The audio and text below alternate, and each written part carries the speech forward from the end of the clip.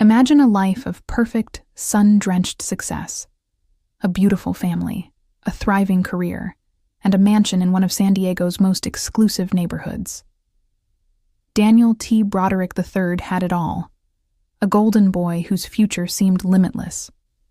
But beneath the polished surface of this picture-perfect life, a storm of betrayal, bitterness, and rage was brewing.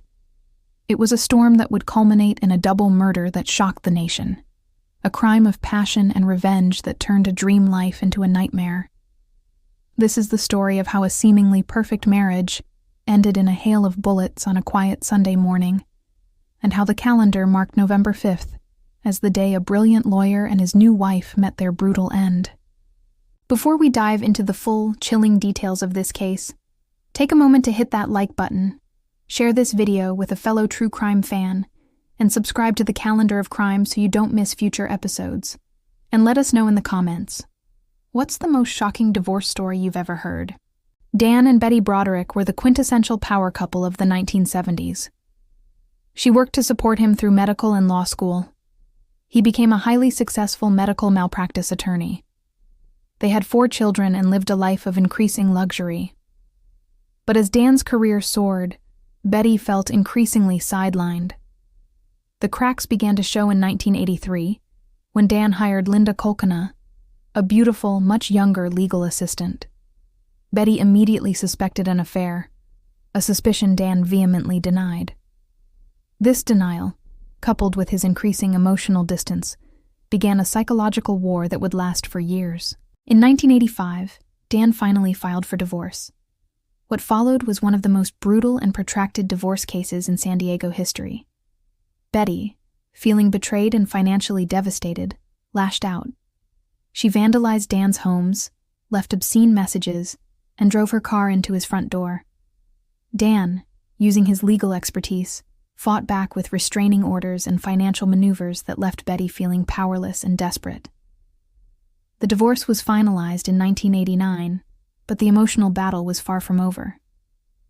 Dan was awarded custody of the children, and Betty felt she had lost everything: her husband, her home, and her identity. In April 1989, Dan married Linda Kolkena, the woman Betty blamed for the destruction of her life. Linda, who was reportedly terrified of Betty, had even urged Dan to wear a bulletproof vest at their wedding. This marriage was the final, unbearable insult to Betty.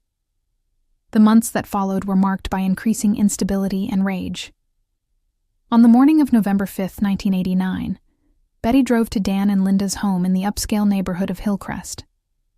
She used a key she had stolen from her daughter to let herself in. Betty entered the master bedroom where Dan and Linda were sleeping. She was carrying a .38 caliber revolver. She fired 5 shots. 2 bullets struck Linda, killing her instantly. 1 bullet struck Dan in the chest, fatally piercing his lung. After the shooting, Betty ripped the phone from the wall and fled, later turning herself into the police. She didn't deny the shooting. Her defense was that she had been driven to the brink by years of emotional and psychological abuse, a victim of overt emotional terrorism. Betty Broderick's trials became a media sensation, a cultural flashpoint about divorce, gender, and justice. The first trial resulted in a hung jury, with 2 jurors holding out for manslaughter. The second trial, however, was decisive. The prosecution successfully argued that the murders were premeditated, a calculated act of revenge. In 1991, Betty Broderick was convicted of 2 counts of second-degree murder and sentenced to 32 years to life in prison. She remains incarcerated today, a cautionary tale of a woman whose rage consumed her. Thanks for watching. Please comment, share, like, and subscribe for future episodes from the Calendar of Crime.